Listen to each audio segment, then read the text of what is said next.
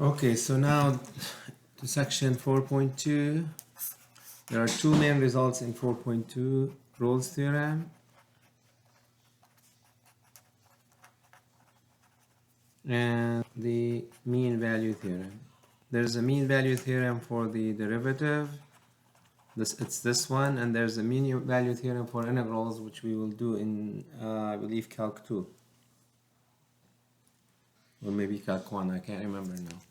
Okay, so what exactly is Rolle's theorem about?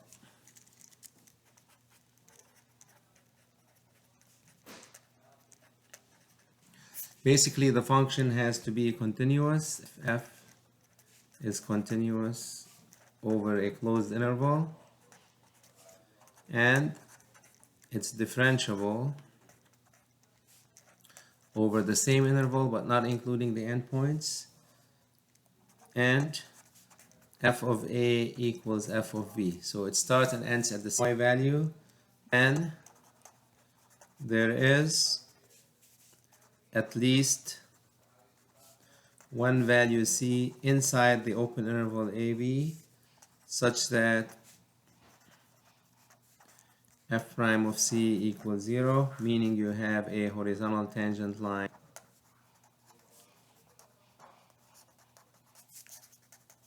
at cf of c. Let me explain that with a graph before we go on. So if you have a continuous function, continuous function over a closed interval, a f of a and b f of b, a f of a, b f of b. Now if the function is continuous, and f of a equals f of b, so obviously I drew the wrong graph. Here's the right graph. F of a and then f of b. They have to be the same, start and end at the same y value. Now as long as the function is continuous and differentiable, okay? As long as the function is continuous and differentiable, there must be at least one hump, if not more, inside AB. This has a horizontal tangent line. I mean, you can say, oh, you go straight. Of course you can go straight. That's fine. It's continuous differentiable, so you have infinitely points where the slope is 0, okay? It doesn't have to be a hump. It could be a straight line, a horizontal line. Okay. So let's just see example about that. Number 10, page 295. F of x equals x cubed minus 2x squared minus 4x plus 2 over the interval -2 to 2. So let's see what the question says. It says verify the function satisfies the three hypotheses of the Rolle's theorem, then find c that satisfies the conclusions of the theorem. So this a polynomial function. It's continuous everywhere, differentiable everywhere. So the third one that we need to check, f of -2 has to equal to f of 2. You can easily check that. They both equal -6. So there is at least one c such that f prime of c equals 0. So if you do the derivative, 3c squared minus 4c minus 4 equals 0. Actually, this is factorable. You can do the quadratic form if you don't want to worry about factoring. X equals -2/3, which is in that interval, and x equal 2, which is not in the open interval. Okay, so this is the one that satisfies the condition. And if you draw the graph of x cubed minus 2x squared minus 4x plus 2, if you restrict yourself to the interval from -2 to 2, so go to the window, do -2 to 2 on the x value, and then 0.5 each step, and you can see between -2 and 2 there is a horizontal tangent line at about -2/3, because remember each hash mark is -1/2. So -1/2, -1, so it's somewhere in between if you're looking at it, okay? All right. And there's a handout about the theorem and the mean value theorem. It's inside the notes, so you can look at that.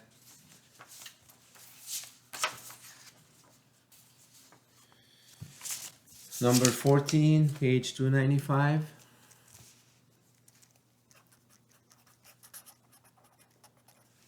You have f of x equals tangent x. It says show that f of 0 equals f of pi. F of 0 equals 0. F of pi is tangent pi, which is also 0. But there is no number c in 0 pi such that f prime of c equals 0.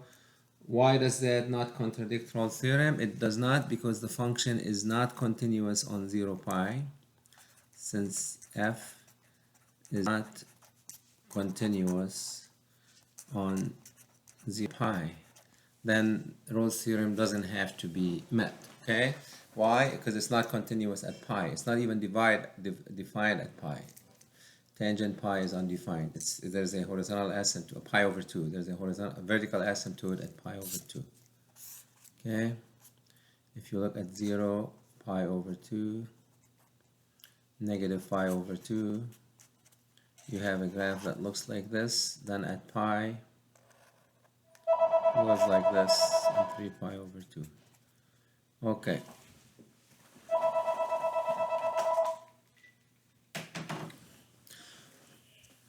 All right. So the second and actually one of the most important theorems, if not the most important theorem in calculus, is the mean value theorem. And this is the one for the derivatives, the mean value theorem for derivatives. Mean value theorem. What does this say? It says if f is continuous over AB, it's like Rolle's theorem, and f is differentiable over the opponent. So the only restriction that's not here, so we're gonna make it more general, is we take away the f of a equals f of b because it's very restrictive, okay, to a function that starts and ends at the same y value. So if we leave that out, then there is at least one c inside the open interval AB such that f prime of c equals f of b minus f of a over b minus a. What this means is the slope of the tangent line to the graph of at c f of c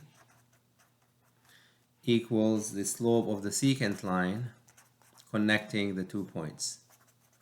Secant line connecting a f of a to b f of b. Calculus algebra, okay? Calculus algebra. Instantaneous rate of change equals average rate of change. Remember we said this equals that when we go to the limit. So that's why this is so important. So basically what it says, as long as you have continuity and differentiability, f of a does not have to be f of b.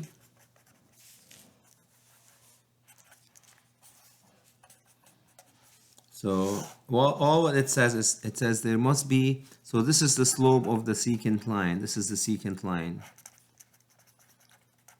connecting the 2 points. So it says we're going to have a c somewhere between a and b, where the slope of the tangent line to cf of c, to the graph at cf of c, equals the slope of the secant line, meaning these two lines are parallel.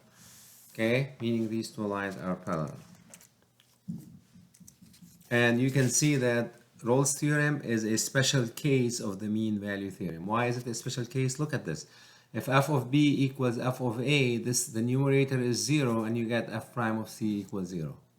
So this is a lot more important theorem because the Rolle's theorem is a very special case. Okay? It's a very special case. And basically, if you want to interpret the mean value theorem, look at the notes. If a car, page 11 in your notes, my notes, if a car accelerating from 0 it takes 8 seconds to go 352 feet. So you pressed on the gas pedals, 8 seconds later you drove 352 feet. That means its average speed over the 8-second interval. So we're talking about the interval from 0 to 8. Its average speed over the that period is 352 feet over 8 seconds, 44 feet per second, or 30 miles per hour. Remember, 5280 feet is a mile, so you can, and an hour has 3600 seconds, so you can switch that, which means, so this is the average speed, which is this. Okay, now it's going to equal the instantaneous rate of change, which is this, the speed at a certain point. So what does the mean value theorem says? It says somewhere between 0 and 8 seconds during where you pressed your gas pedal, the value theorem said the speedometer must have read exactly 30 miles an hour. 2 seconds later, 3 seconds later, we don't know. But it's going to happen thanks to the mean value theorem. Okay. 22, page, wait, before 22, no, 18, I want 18, sorry, 18, page 296, I get excited and then I forget stuff. So we have f of x equals 1 over x over the interval between 1 and 3. And it says, verify that the function satisfies the hypotheses of the mean value theorem, then find all c that satisfies the conclusion of the mean value theorem. So over this interval, this is not continuous at 0, but it's continuous on that interval because it doesn't include 0, continuous over 1, 3. And also if you find the derivative, it's differentiable, it's negative 1 over x squared, which is not differentiable at 0. So it's differentiable over that interval. That's all we need for the mean value theorem. So then there's at least one c such that f prime of c equals f of 3 minus f of 1 over 3 minus 1. F prime of x is negative 1 over x squared. So this is negative 1 over c squared. F of 3 is 1/3. F of 1 is 1. So that's negative 2/3 divided by 2 or times 1/2, which is negative 1/3. So we have negative 1 over c squared equals negative 1/3. Cross multiply. So c equals plus or minus root 3. Obviously the negative doesn't belong there. So it's just going to be root 3, which is in negative 1, 1. I'm sorry, is in 1, 3. It's the interval between 1 and 3. 22. Page 296.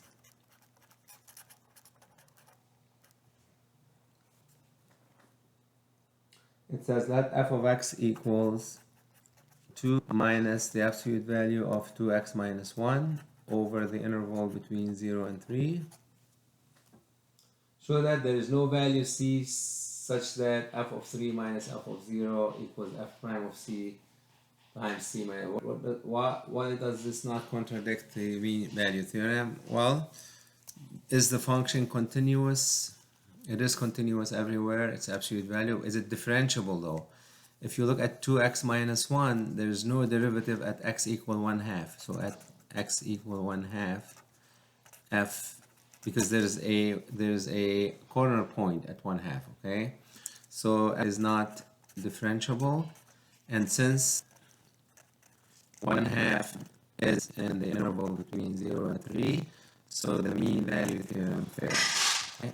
There's no, it doesn't, I mean, it may occur, but it doesn't contradict the mean value theorem. That's what this is about, because it's not differential there.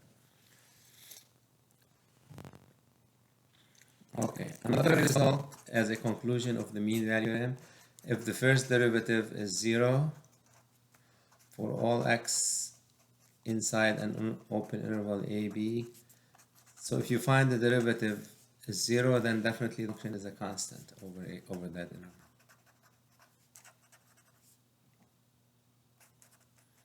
I mean, this is a conclusion from the mean value theorem, because look, if f prime of c equals f of b minus f of a, and we're talking about over the interval in ab over ab, because c belongs to ab, if f prime of c equals 0, then f of b minus f of a equals 0, meaning f of b equals what? F of a, which makes the function constant.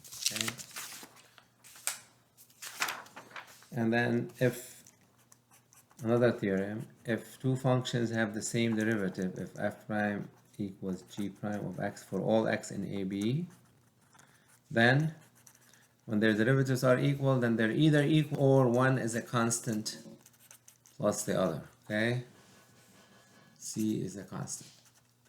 Because if you find the derivative, you get the same derivative, and the derivative of C is 0. That's why. 24, page 296. That would be my last problem, 4.2. 24, page 296. So f of x equals x cubed plus e to the x. It says show that the equation has exactly one real solution. So they wanna show that the equation has exactly one real solution. So I'm letting f of x equals that.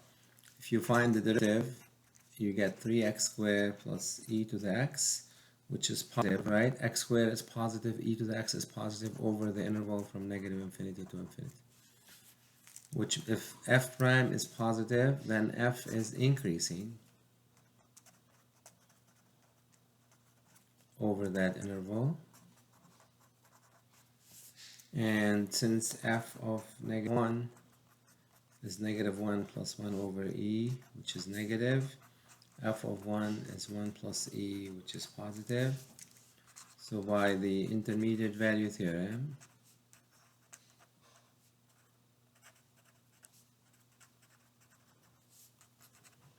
there is 1c in negative 1, 1, such that f of c equals 0.